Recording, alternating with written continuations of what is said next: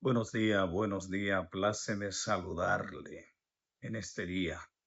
Que la paz de Dios puede estar con cada uno de ustedes. Bienvenido a este su programa, Buscando su Rostro.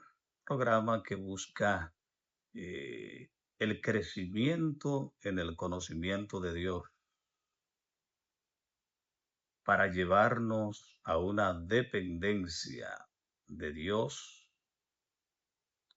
pero que a la vez haya un desarrollo. Estamos en el estudio de los Salmos y hoy estaremos estudiando el Salmo 6 y quiero invitarlos antes de que nos adentremos en el estudio de la palabra de Dios para que hagamos una oración. Durante esta semana vamos a estar orando para que el Señor nos libere del orgullo. Y no solo del orgullo, eh, podríamos decirlo así personal, sino también del orgullo espiritual, porque podríamos sentirnos orgullosos de no ser orgullosos. Si tienes algún pedido de oración, lo puedes dejar en la caja de los comentarios y el grupo de Buscando su Rostro estará orando por ti, por tu familia, por ese pedido de oración que tienes. Vamos a orar. Dios eterno y bondadoso Padre, gracias por este día, por esta nueva semana. Venimos ante ti para suplicarte que nos enseñes a ser humildes, como tú, que siendo el creador, sustentador del universo, bajaste a este planeta en busca de las ovejas perdidas, muriendo en la cruz por el pecado de todo aquel que crea, para que no nos perdamos, sino que alcancemos la vida eterna.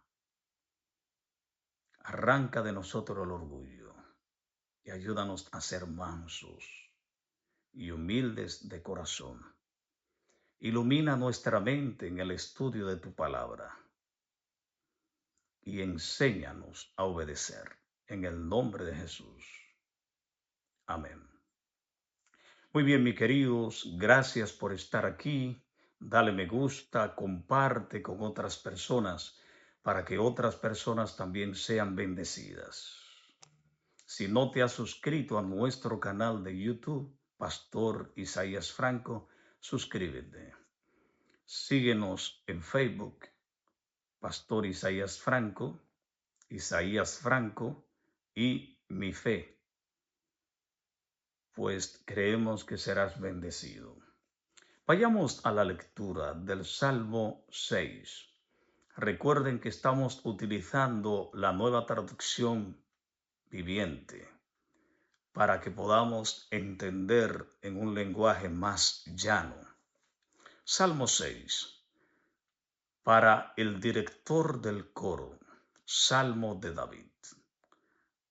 Acompáñese con instrumento de 8 cuerdas. Oh Señor, no me reprendas en tu enojo, ni me disciplines en tu ira. Ten compasión de mí, Señor, porque soy débil. Sáname, Señor, porque mis huesos agonizan. Mi corazón está angustiado. ¿Cuánto falta, oh Señor, para que me restaures? Vuelve, oh Señor, y rescátame, por tu amor inagotable, sálvame, pues los muertos no se acuerdan de ti. ¿Quién puede alabarte desde la tumba? Estoy agotado de tanto llorar. Toda la noche inundo mi cama con llanto. La empapo con mis lágrimas. El dolor me nubla la vista. Tengo los ojos gastados a causa de todos mis enemigos. Váyanse todos los que hacen el mal, porque el Señor ha oído mi llanto. El Señor ha escuchado mi ruego. El Señor responderá a mi oración. Que todos mis enemigos sean deshonrados y aterrorizados, que retrocedan de golpe, avergonzados. Salmo 6. El autor de este salmo, de acuerdo a los especialistas y tanto la tradición judía como cristiana, le atribuye este salmo al rey David, a ese pastor, ¿verdad? A ese pastor dulce cantor de Israel. David, rey David, estaba pasando por situaciones muy difíciles. Y este salmo ocupa un lugar de preeminencia teológica y a la vez litúrgica dentro del canon sagrado de las Escrituras, y es reconocido históricamente como el primero de los 7 salmos, penitenciales que aparecen en los salmos. Atribuido a David, la inscripción del Salmo 6 lo identifica como un salmo de David. Y lo sitúa en el núcleo de la tradición poética. Y es el primero, su clasificación penitenciales, de los salmos penitenciales junto al Salmo 32, el Salmo 38, el Salmo 51, el 102, el 130 y el Salmo 143. Es una construcción teológica de largo aliento. San Agustín de Hipona, en el 354 al 430 después de Cristo, fue uno de los pioneros de catalogar este salmo y los otros como salmos penitenciales. Se basó en la conexión intrínseca que hay entre el sufrimiento físico y lo que tiene que ver con la necesidad de misericordia divina frente al pecado. Realmente nosotros en este salmo, mis estimados hermanos, encontramos que el título de él, que debe de forma introductoria, dice que debe ejecutarse con instrumentos de 8 cuerdas. Esto alude al arpa. Y aparece aquí en hebreo un término cheminit, o sea, la octava.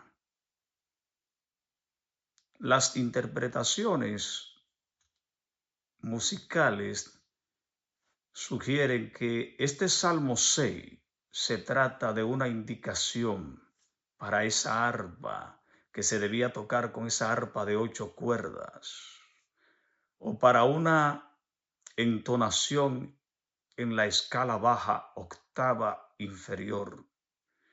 ¿Qué indica esto? La música tiene palabras propias. La música habla, transmite emociones.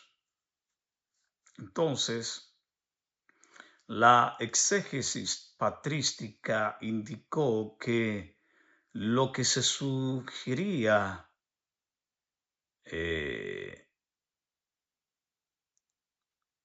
que debe ser tocado el salmo de forma armoniosa y tranquila, porque el salmista está presentando un estado de debilidad y está aterrorizado. Él dice languidezco, estoy languideciendo, estoy desfalleciendo. Y saben qué, mis estimados amigos y hermanos, este salmo nos presenta un estado cuando la noche se hace larga. Y no estamos hablando simplemente de esa noche continua astrológica que llega, sino que estamos hablando de esa noche que puede ser existencial, que creemos que no va a llegar el amanecer. Cuando la disciplina, el dolor y el silencio de Dios parecen consumirnos y nos encontramos allí sumergidos, el Salmo 6 nos revela que la misericordia de Dios, del pacto, el Dios del pacto, su misericordia es más fuerte que cualquier noche de lágrimas y que Dios escucha incluso la voz del lloro. El Salmo 6 comienza con esperanza. No, no es así. El Salmo 6 comienza con un gemido. David confiesa en este salmo, languidezco yo, mis huesos se estremecen, mi alma, mi alma está en sufrimiento. Y esto viene del hebreo unlal, que significa marchitarse, como una planta bajo el sol abrasador, y a la vez aparece la palabra hebrea nijalú, que describe un terror que sacude la esencia misma de todo el ser. Aquí, en este texto, no hay máscaras espirituales. Aquí hay un hombre quebrado, un hombre que se siente descaído totalmente y que se presenta delante de Dios tal cual es. Y aquí cabe una pregunta. ¿Qué hace un hijo de Dios cuando siente que Dios mismo lo está disciplinando y la vida se desmorona? ¿Qué tú haces? ¿Corre a Dios para que Él mismo, como alfarero divino, haga de ti una nueva vasija útil? ¿Qué haces? Hay que observar el camino del dolor, la disciplina, la culpa y los enemigos, porque David estaba en esta situación porque el pecado lo había alcanzado. Recuerden que David había tomado a una mujer casada que terminó embarazada. Intentó persuadir al esposo, que era un soldado del ejército, que David era el comandante en jefe, podemos decir. Y como no pudo persuadirlo, lo mandó a matar. Cosas espeluznantes. Y Dios buscó disciplinar a su siervo. Y aquí David interpreta su sufrimiento como disciplina divina, no como que Dios lo haya abandonado, sino que él ve que Dios lo está disciplinando. Mis queridos, el dolor físico actúa como una alarma espiritual que obliga al pecador a hacer un techubá lev, o sea, volverse hacia su creador. Pero no solo lucha con su cuerpo y su conciencia.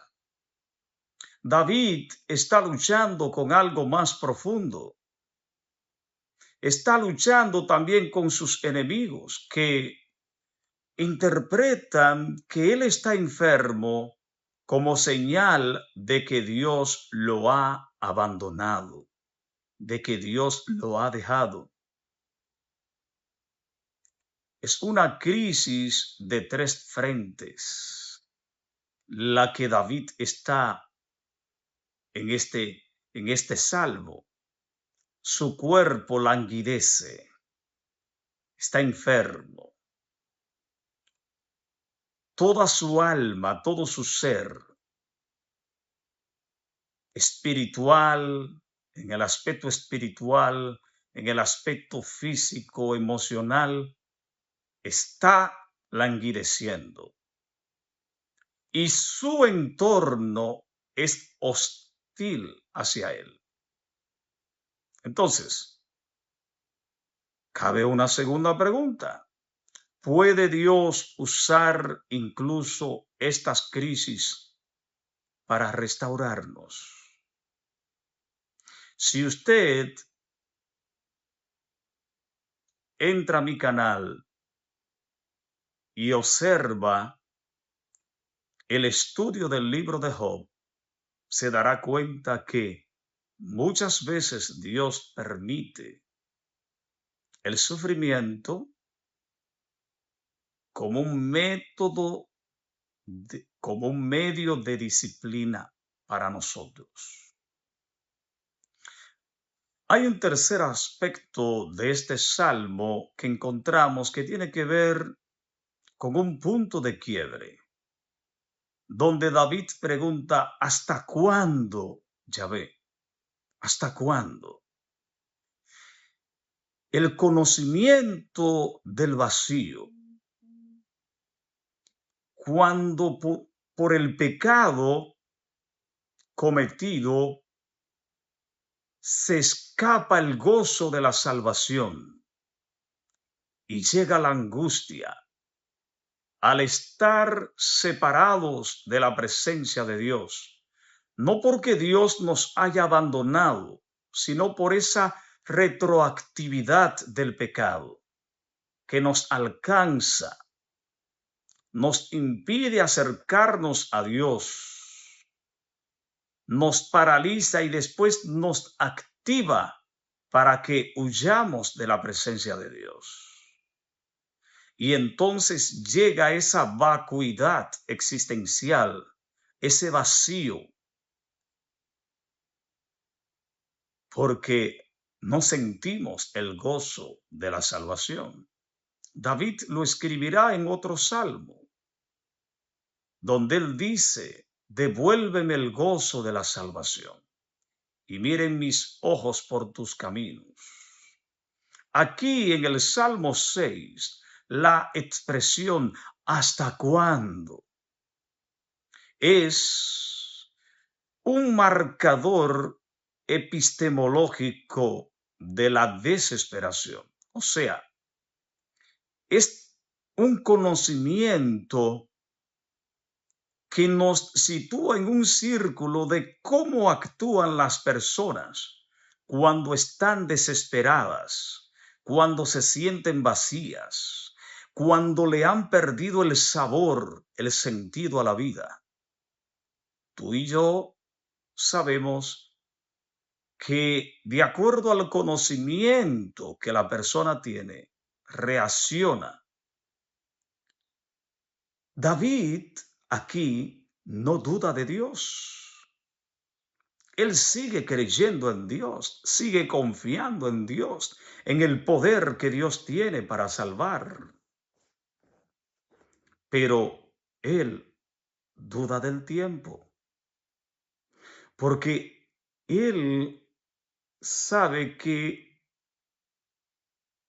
el cronómetro a él se le acaban los días. Él es una criatura limitada y él cae en un estado de duda, pues duda del silencio. Él quiere volver a escuchar la voz de Dios. Y entonces aquí aparece una verdad profunda.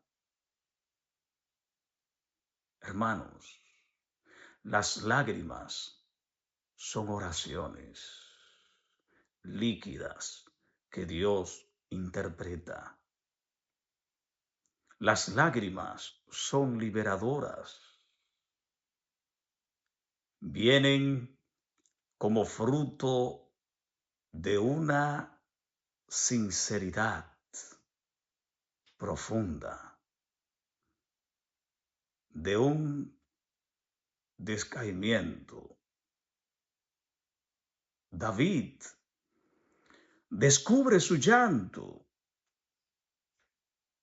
Él descubre que su llanto tiene voz y Dios la oye,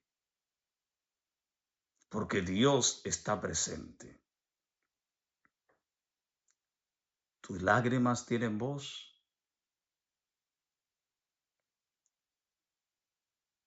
¿Eres de aquella persona que hace todo el esfuerzo habido y por haber por no llorar? ¿O eres como hacía yo a veces cuando veía a mis hijos llorando? ¿Por qué lloras? Las lágrimas son liberadoras. Aparece un cuarto aspecto en este Salmo 6 y tiene que ver con un giro divino. Cuando Dios habla al corazón. En el versículo 8 del Salmo 6 ocurre un oráculo de salvación. David aquí pasa del lamento a la autoridad. él dice, Jehová ha oído, Jehová ha recibido mi oración. Aleluya. ¿Usted sabía que hay oraciones que Dios no las escucha, que no pasan del techo? Así es. Pero aquí David dice que Dios ha oído, ha recibido su oración. Así como el incienso era presentado y ese olor se esperaba que subiera al trono de Dios, simbolizando las oraciones. David dice que Dios tiene oído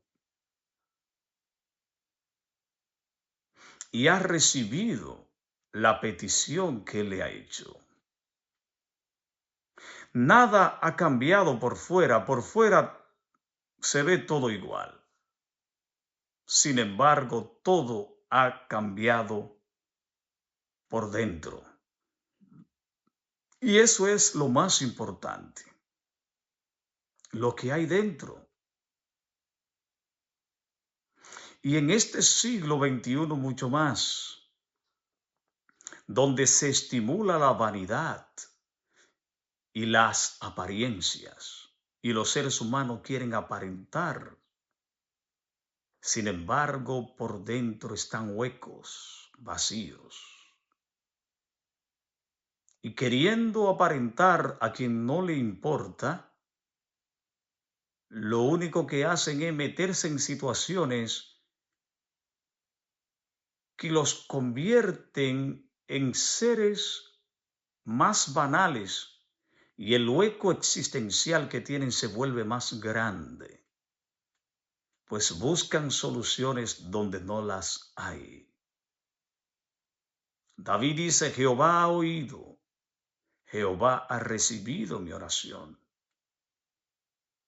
Y este conocimiento lo empodera.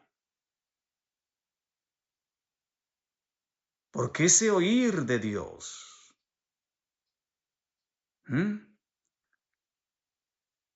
le hace entender a David que Dios va a actuar en favor de él, que lo va a restaurar. Y esta restauración comienza antes de que la enfermedad desaparezca. Porque lo primero que Dios empieza a restaurar es a renovar nuestro entendimiento, cambiar nuestra mente. Una metanoia comienza cuando Dios vuelve a hablar al corazón, al LED, no a la al cardía, al corazón que bombea la sangre, sino aquí, cuando Dios empieza a hablarte,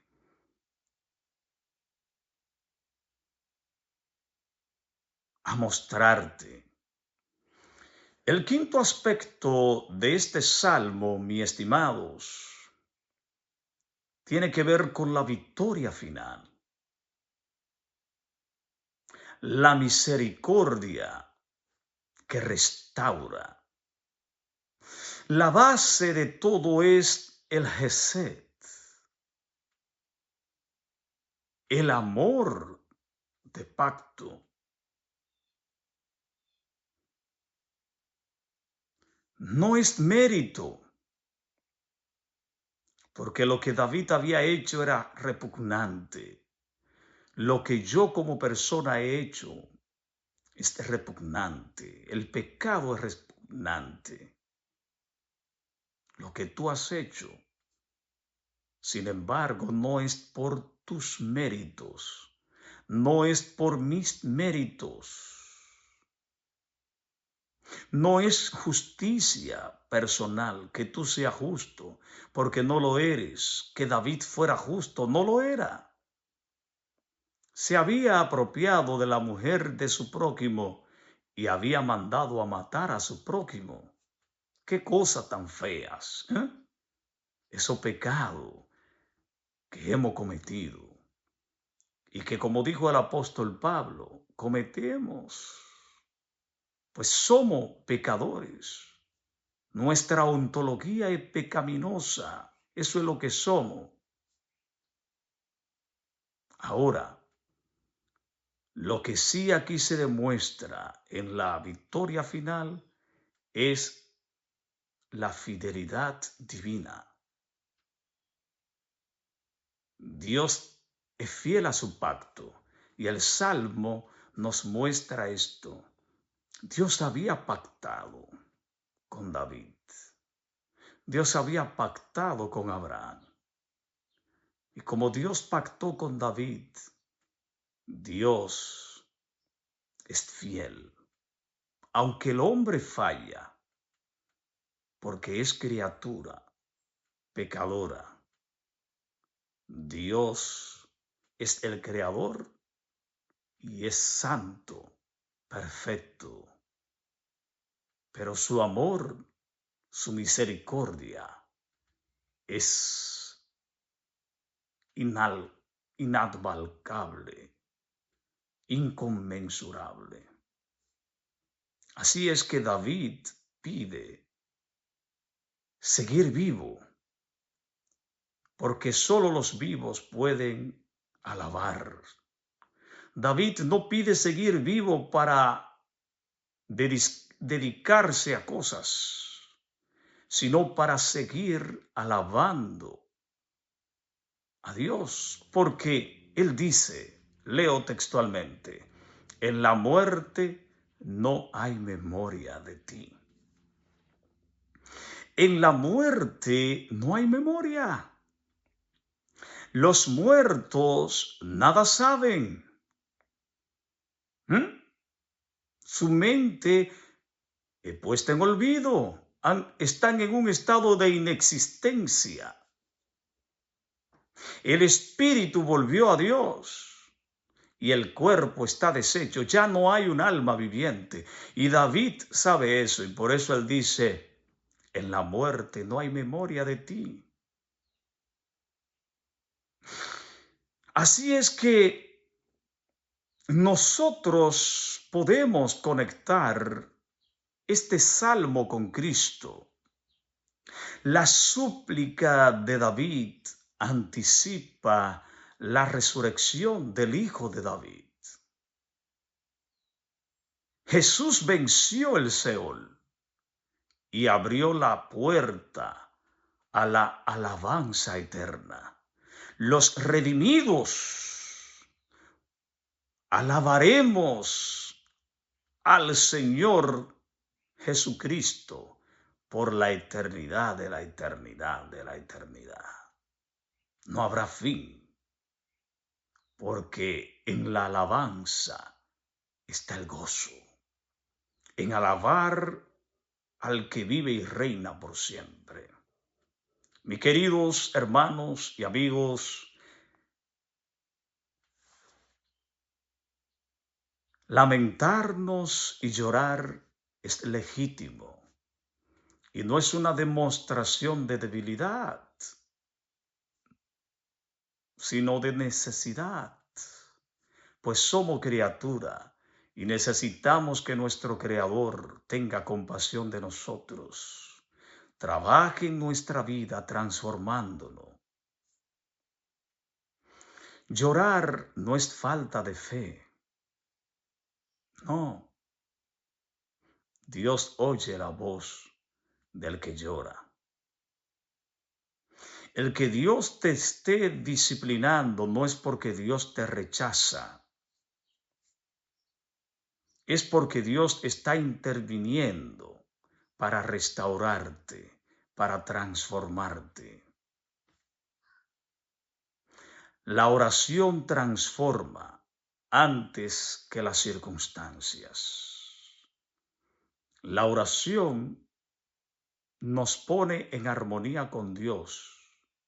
No es que pone a Dios en armonía con nosotros, y con nuestros intereses pecaminosos, sino que nos pone en armonía con Dios. La paz llega antes que la solución,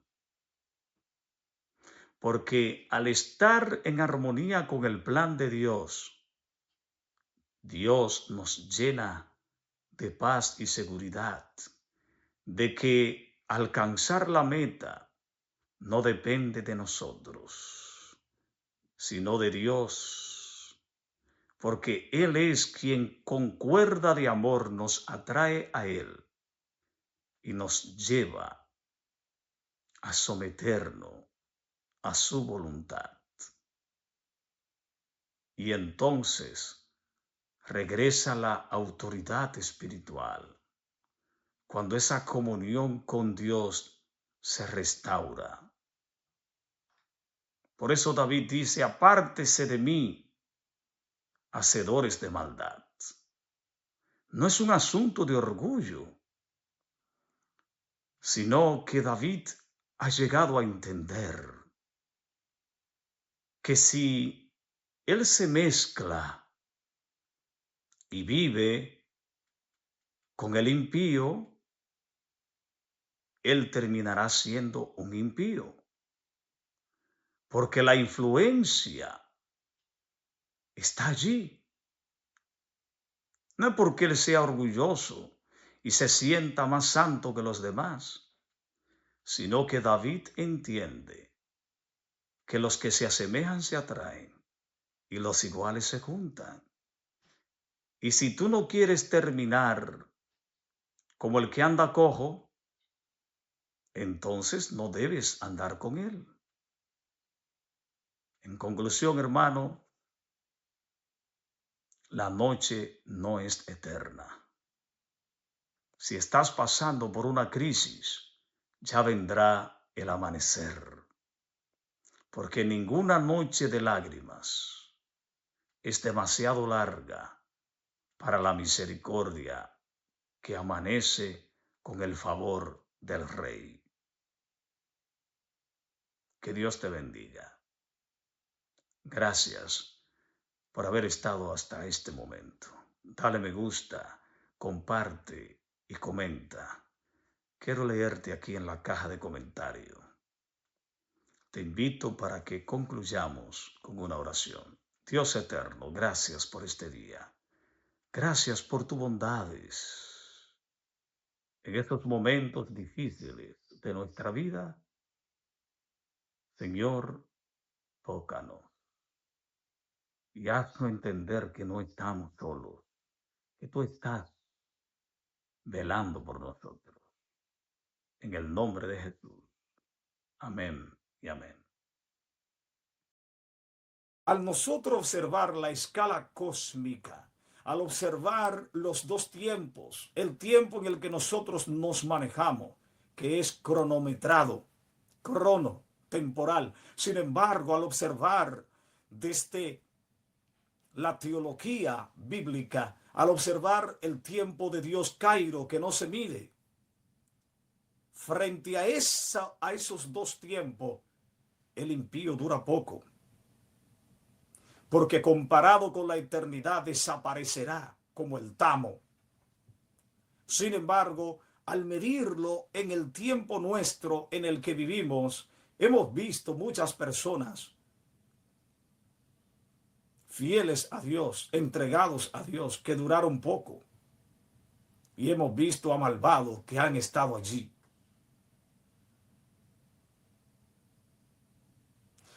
Sofar rechaza la posibilidad de que el sufrimiento prolongado pueda coexistir con la rectitud, de que una persona recta puede sufrir de forma muy prolongada. Hermano, aquí se expone una teología y es la teología de la inestabilidad ontológica del mal. El mal es inestable. Sofar argumenta en estos textos que de forma correcta que el mal no tiene fundamento en la realidad eterna de Dios. Y como el mal no tiene fundamento en la realidad eterna de Dios, el mal no podrá perdurar. El mal será destruido.